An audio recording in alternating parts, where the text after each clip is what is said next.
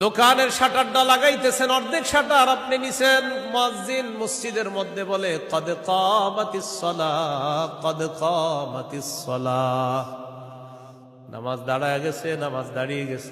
এই টাইমে কাস্টমার এসে কয় 10,000 টাকার সদায় লাগবে। টেনশনে পড়ে গেলেন।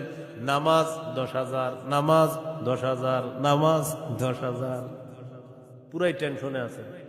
আল্লাহ তাআলা বলেন সম্পদ যেন তোমাদেরকে আল্লাহর থেকে দূরে সরায় না দেয়।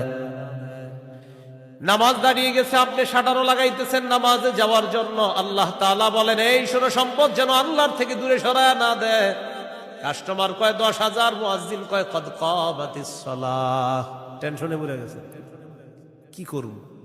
সূরা তাহার 132 নম্বর আয়াতে আল্লাহ বলেন লা নাসআলুকা রিজকা নাহনু নারযুকুকা। নবী, আপনার কাছে আমি রিজিক চাই না, আমি আপনারে রিজিক দেই।